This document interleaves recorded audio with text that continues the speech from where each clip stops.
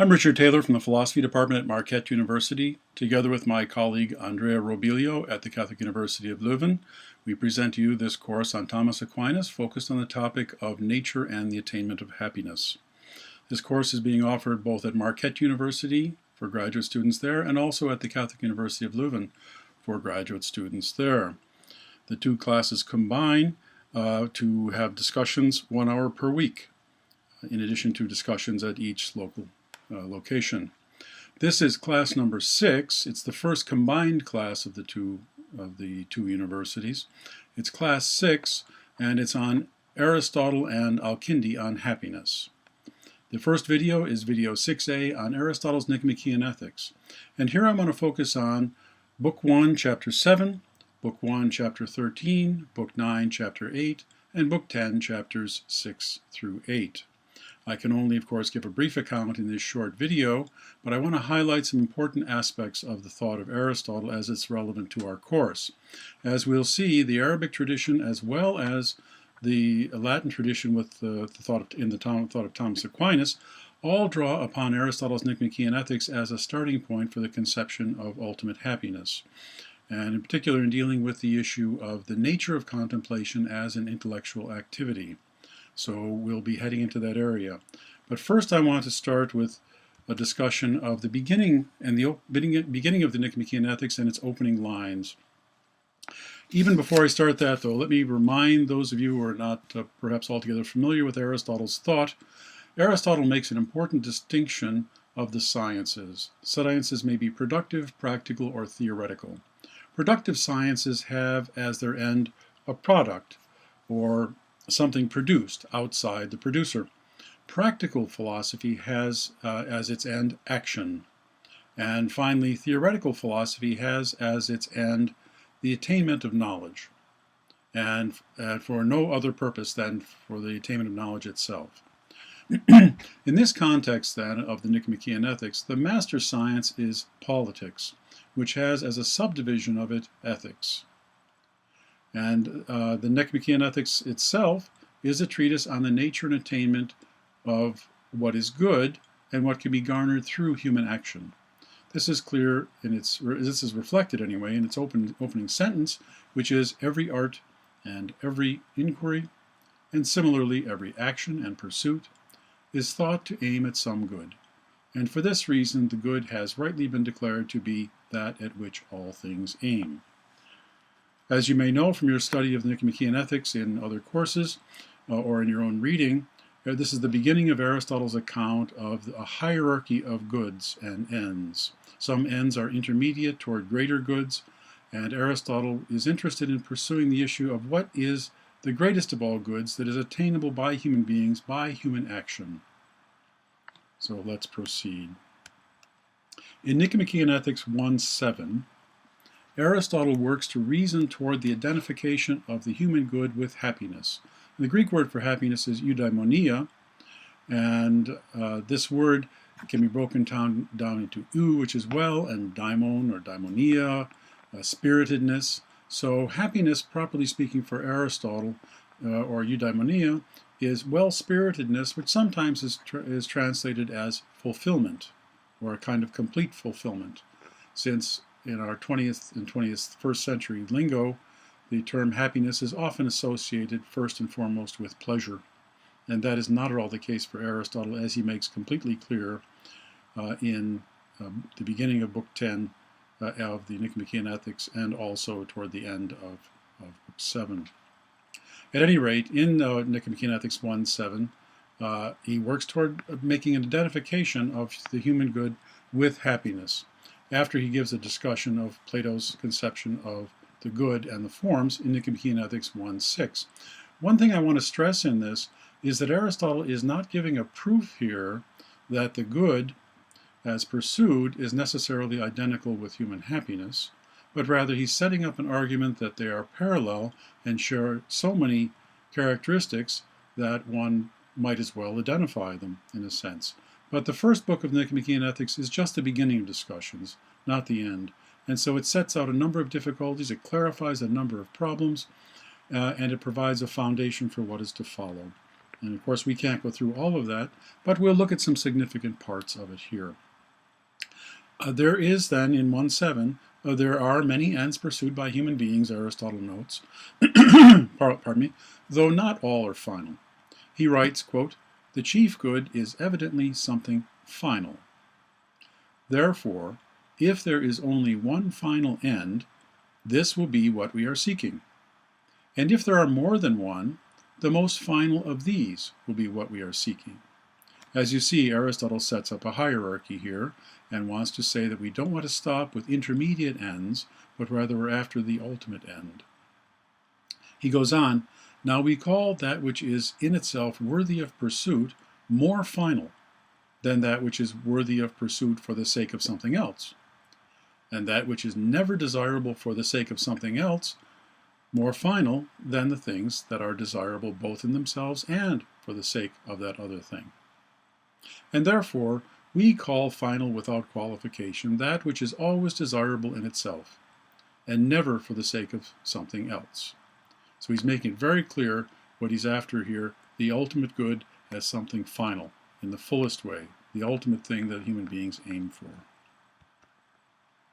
Now for Aristotle, happiness seems to be just this sort of thing, because we choose happiness for itself, and not as a means to something else, such as honor, pleasure, reason, power, prestige, etc., many other things that people think that they want, and they make a mistake. Just as when people think that they want great wealth, and then come to realize that wealth does not buy happiness, or as is quite obvious, since many Hollywood stars are very wealthy and well known, and yet have lives which, in many respects, seem to be very sad in their personal lives.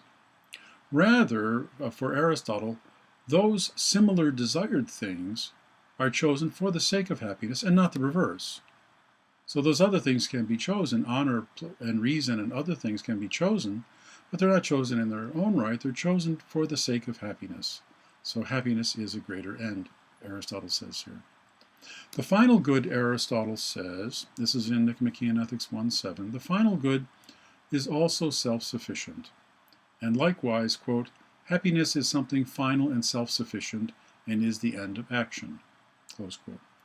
Now again, I mentioned here that he's lining up happiness and the good parallel to one another and showing that they hold similar attributes or characteristics, but he has not done a complete identification of them in the first book of Nicomachean Ethics. The function argument supports this well, since for Aristotle everything has a function, and the function of a human being is an activity of soul in accord with the excellence of virtue. Quote, "And if there are more than one virtue, in accordance with the best and most complete." Close quote. As an aside, let me mention here that the term virtue is not one commonly used in ordinary discourse in contemporary discussions these days, and we might better understand Aristotle's notion of arete, or virtue, by translating it in many cases as excellence. So there are many kinds of excellence, but virtue itself is excellence. And let's proceed. One additional criterion spelled out by Aristotle in Nicomachean Ethics 1.7 is that of completeness. So he adds the following, quote, "But we must add, in a complete life. For one swallow does not make a summer, nor does one day. And so too, one day or a short time does not make a man blessed and happy." Close quote. So what he's after here is a complete life. This is to be had in a complete life, and completeness is part of this happiness that human beings seek. Pardon me. Concluding Nicomachean Ethics 1.7, Aristotle reminds his students, 1, that this account is only a sketch to be filled out in what follows. 2, it has precision suitable for its subject matter, namely human actions. Now let me pause for a moment on this issue of the suitable subject matter and human actions. One of the difficulties Aristotle points out elsewhere in the Nicomachean Ethics is that we cannot see, as I would put it, we cannot see inside human beings' heads. We cannot read easily their intentions. And the criteria for moral action, for moral responsibility for Aristotle, is that I include 5 items. It must be up to us, the action that we do, up to us, not by force or coercion, and with knowledge of particulars. And furthermore, we have to deliberate and decide on that action. So the criterion of the knowledge of particulars would also include the need to know the particular mental states of the actors with regard to any action. So with regard to human beings, since human actions is the subject matter involved here, it's extremely difficult to have precision and to read into human actions with precision the proper intentions and meanings of human actions. That's one of the places where ethics doesn't have full control and full and easy insight. So at any rate, the first of the criteria, the first that he mentions here then is that this account is only a sketch to be filled out. It has precision suitable to its subject matter, so it has to be rather flexible and to take into account the particulars of each situation. And 3, perhaps most importantly, we must realize that we are seeking first principles, according to Aristotle. Quote, "Now of first principles we see some by induction, some by perception, some by a certain habituation, and others too in other ways. But each set of principles we must try to investigate in the natural way, and we must take pains to state them definitely, since they have great influence on what follows. For the beginning is thought to be more than half of the whole, and many of the questions we ask are cleared up by it." Close quote. So his point here is that we have to be particularly careful with regard to the first principles of our discussion and our argumentation, however we attain them, because that is the starting point of all, and that it's extremely clear in Aristotle. This is quite necessary. Before proceeding to Nicomachean Ethics, Nicomachean Ethics 113, I see I have a mistake there. Nicomachean Ethics 113, I want to pause to consider the notion of first principles and Aristotle's famous remark in Nicomachean Ethics 1:4. There he says, quote, "Let us not fail to notice, however, that there is a difference between arguments from and those to the first principles." Close quote. Now, arguing to first principles involves taking endoxa, or commonly held opinions, and critically analyzing these in order to determine whether they are suitable first principles or starting points for argumentation. So we may perhaps examine human behavior before we set out a principle that is descriptive of all human behavior. So once we have a principle that's descriptive of all human behavior, and even all proper human behavior, then we can use that in a downward way to say it's a principle against which we judge human behavior. So we need to first establish, on the basis of our empirical investigations of things of the world, we need to establish the nature of the first principles that are being established. And once we have the first principles of ethics established, we can then use those, we can then come down from those, with those first principles, go from the first principles into the formation of society and individual human action properly. So but we first have to see what are the proper human actions. Once we have those established, then we can talk about putting them into place in human society. So here, in the Nicomachean Ethics, Aristotle works to establish first principles through critical considerations of commonly held opinions. In this way, he seeks to establish primary principles by rising, as it were, to first principles, and then, as I just said, then arguing from the established first principles to what conduct is appropriate for human beings to seek and attain happiness successfully. I think this is helpful to explain exactly what Aristotle is doing. Let's now turn to Nicomachean Ethics 113. And I turn to this because it's foundational for the thought of Aristotle in the Nicomachean Ethics. It's here where he lays out the foundational principles of the philosophical psychology of human beings. These are the starting points and the assumptions that Aristotle makes. So I say here, while other chapters of Nicomachean Ethics 1, Book 1, are very important and certainly recommended reading, we now are going to turn to 113 because it's there that Aristotle sets out something of his conception of the human soul, or life principle, as a foundational starting point, or what we would call an assumption. That assumption is based on what's the nature of the soul as studied in psychology, but nevertheless, since the human being is the action, is the animal or the entity that we're studying here, and we want to figure out what practical actions are the right actions for human beings, then we certainly need to start out with a basic understanding of the nature of that human being and how that human being is able to act on its own or within its own range of selection of activities. I avoid the word choice there deliberately. Choice and will are difficult notions to attribute to much of Aristotle, at least without considerable controversy. Following Plato in his own manner, then, Aristotle divides the soul, or, again, the human life principle. That is what the soul is. It is the human life principle. He divides it into two parts. The first part is the rational and the non-rational. So that's the first division of those two parts, the rational part and the non-rational part. The rational part concerns virtues or excellences of thought. He'll return to a discussion of those in Nicomachean Ethics, Book 6, and he'll discuss them in detail. The rational part concerns virtues or excellences of thought, as I said, and he'll return to these in Nicomachean Ethics 6. The non-rational part is divided or subdivided into two. One part that is unable to listen to reason. For example, natural hormonal changes and many operations of life principle internal to the body.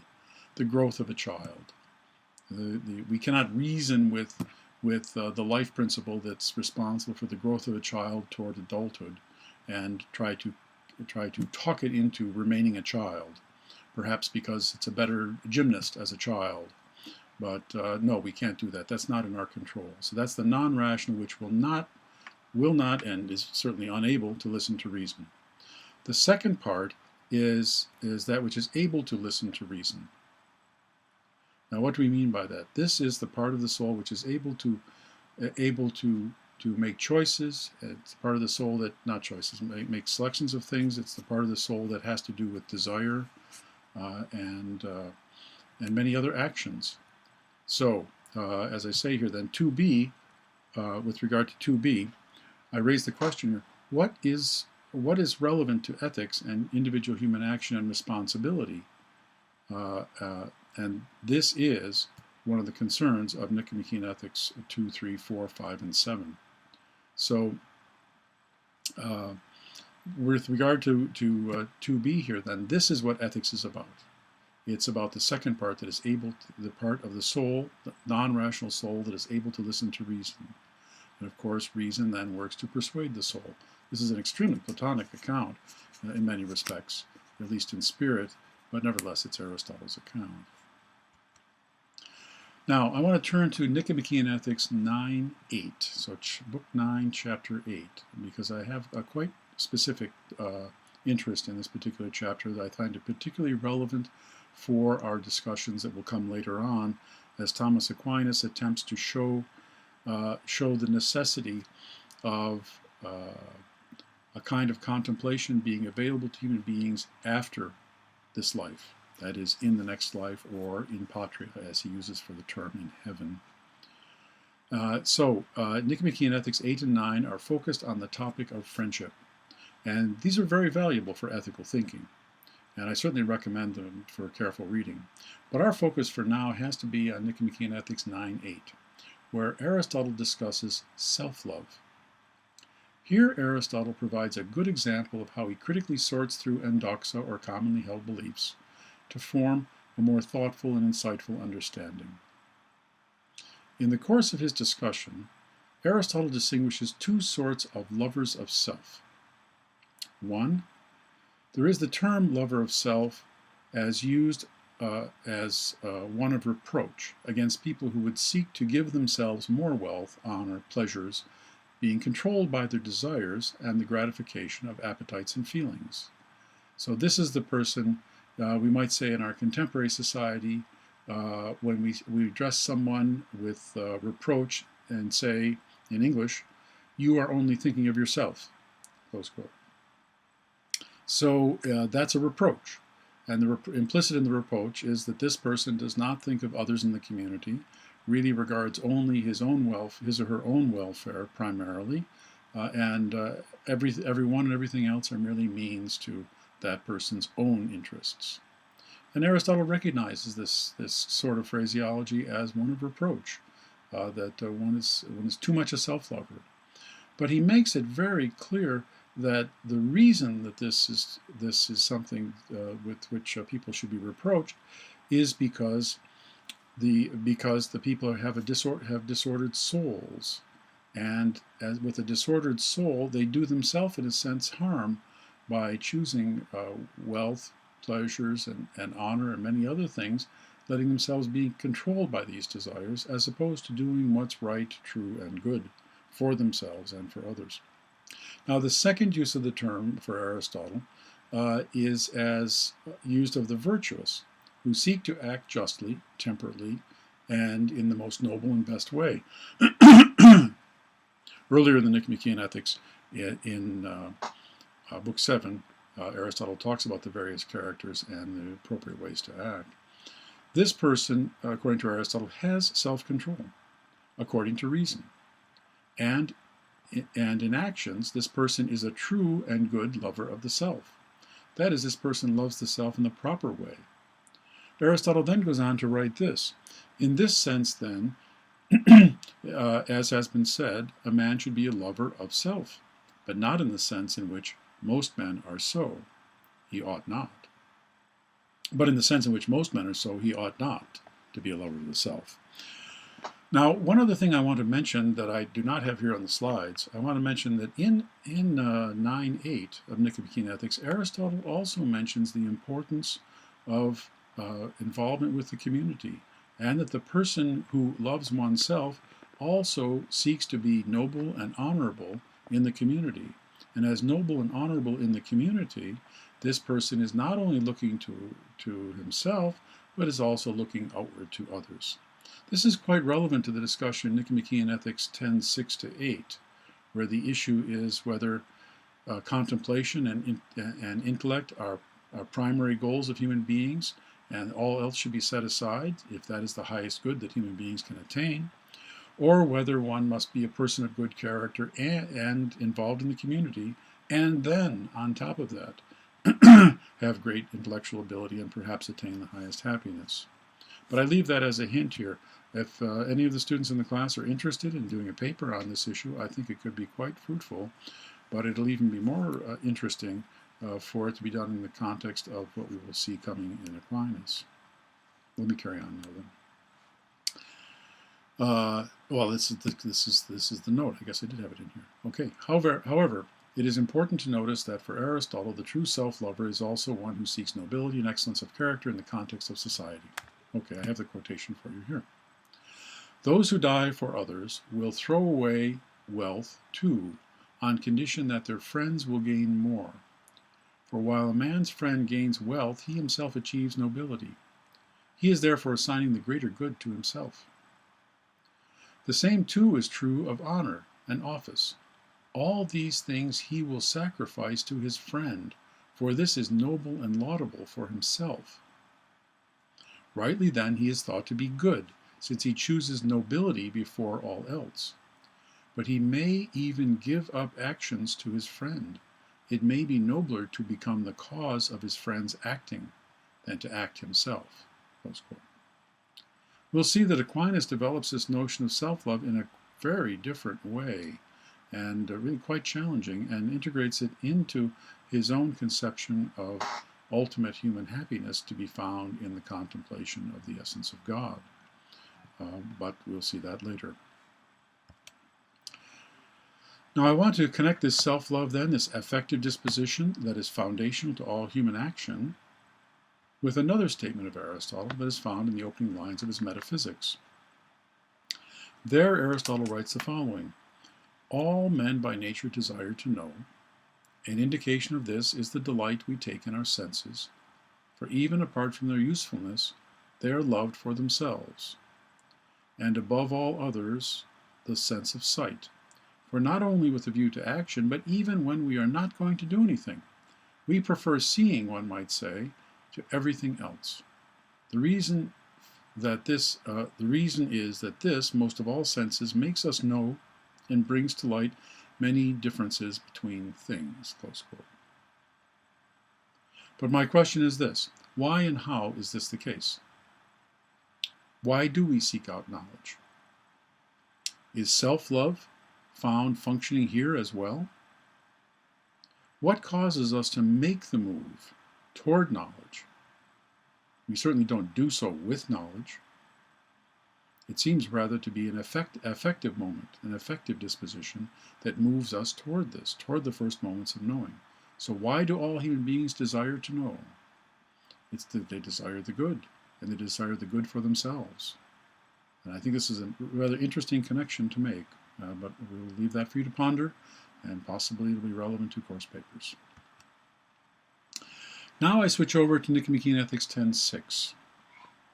After a long discussion of pleasure, starting with Nicomachean Ethics 7 and completed in Nicomachean Ethics 10, 1 through 5, with the determination that pleasure is not happiness, and that pleasure is not an activity, but something consequent upon activity, Aristotle then reasserts that, quote, everything that we choose for the sake of something else, except happiness, close quote.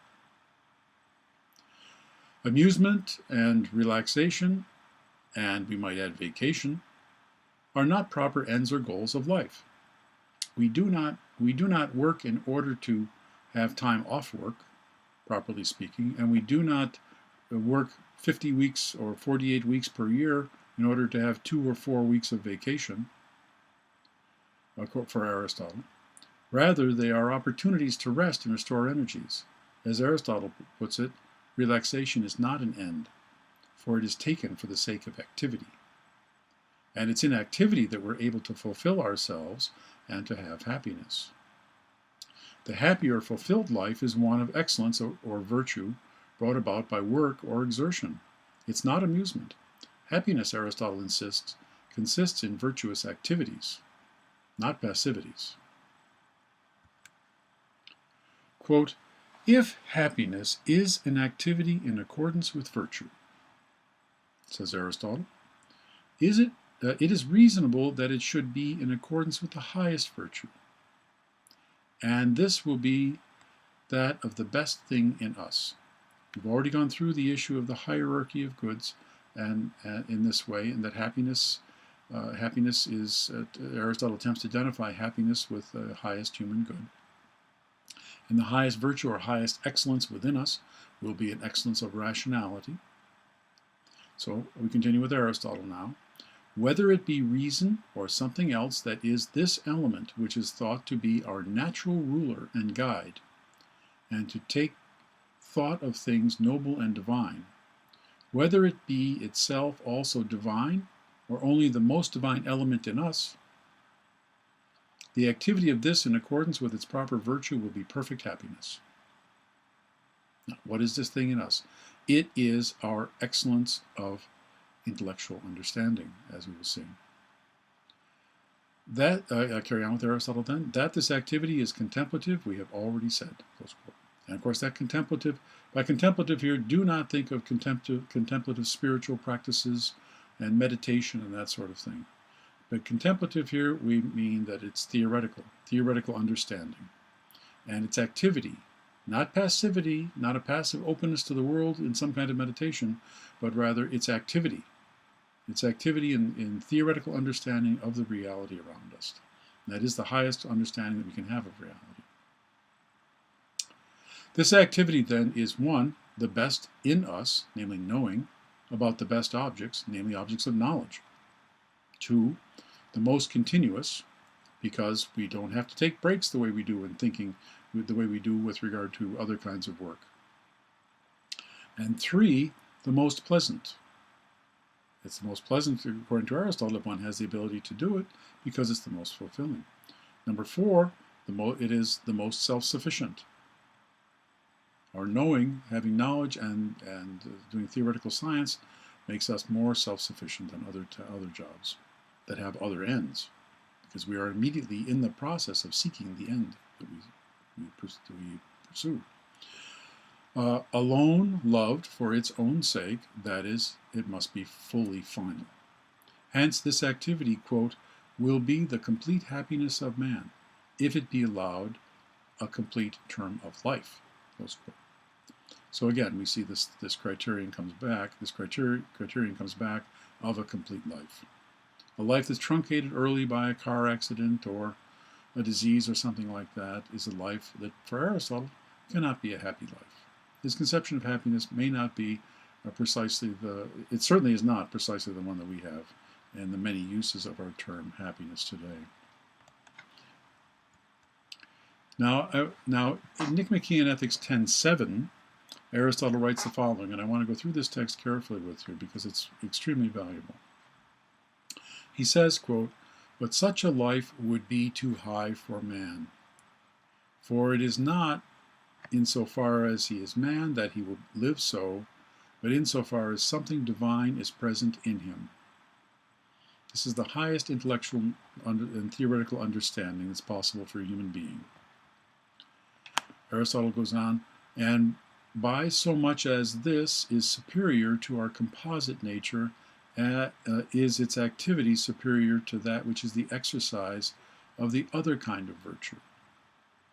One kind of virtue is the high virtue of intellectual understanding that Aristotle is talking about here. The other virtue is the virtue or excellence of the good citizen, the practical virtue of proper action in the society. We'll come back to that a bit later. Aristotle continues then. If reason is divine, then, in comparison with man, the life according to it is divine in comparison with human life. That is, a life in accord with the highest element in us, reason and intellect, is a life like unto that of the divine, and so is the highest within us compared to any other actions of human life. It is in fact the fulfillment of ourselves and our function as rational beings. I carry on with Aristotle then. But we must not follow those who advise us, being men, to think of human things, and being mortal of mortal things, but must, so far as we can, make ourselves immortal, and strain every nerve to live in accordance with the best thing in us. For even if it be small in bulk, much more does it in power and worth surpass everything. So for Aristotle, the life of the scientist, philosopher-scientist, who understands the principles of the universe and the structure of it, and fully apprehends the reality around him or her, is the most filling of lives. We make ourselves, in a way, as far as we can, in some fashion, immortal, when we touch the immortal, in a sense, the immortal principles of the universe. And we do so by straining every nerve. Carry on with Aristotle then. This would seem too to be each man himself, since it is the authoritative and better part of him, that is, the reasoning and intellectual part. It would be strange then if he were to choose not the life of his self, but that of something else. What does he have in mind? He has in mind our giving ourselves over to pleasure and other things and lower things. Drugs, pleasure, power, all of these sorts of things, when in fact the life of our true self is the fulfillment of what we really are, that is, rational entities. And what we said before will apply now. That which is proper to each thing is by nature best, and most pleasant for each thing. For man, therefore, the life according to reason is best and pleasantest, since reason, more than anything else, is man. This life, therefore, is also the happiest. Period. So the fulfillment of ourselves, qua human beings, who are primarily rational beings, is the fulfillment of our highest powers as human beings, our most distinctive power, and that is the rational power and the intellectual power.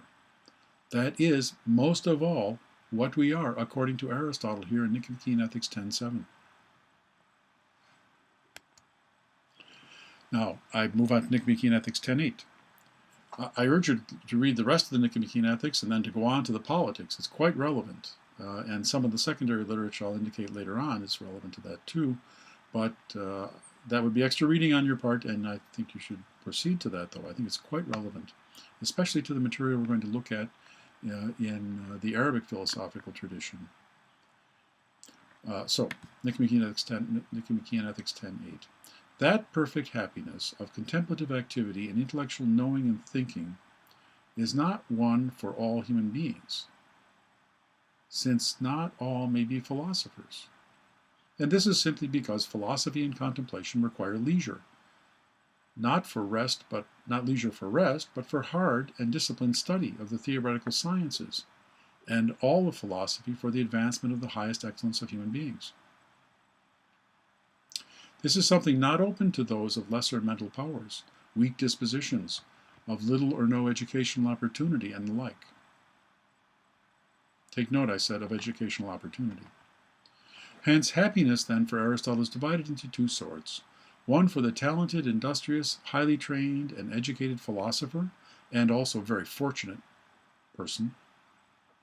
And a second, which is a life of happiness, a second for the good citizens, incapable of contemplation for whatever reason, perhaps because they have to work on a farm, perhaps they have to make utensils, or make jars, and or to be cooks, or many other things, or to be servants in the household. But for whatever reason, these people do not have the opportunities, even if they have perhaps the talent, or perhaps they don't have the talent and the industriousness, or the ability to develop habits.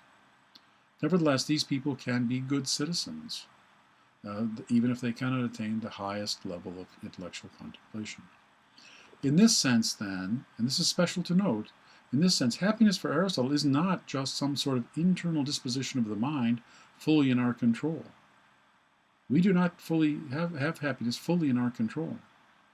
Rather, as he points out elsewhere in the Nicomachean Ethics, it requires all the talent, skill, and hard work indicated, yet it also requires, for Aristotle, good fortune and good opportunities. The truly happy person is also a person of good fortune.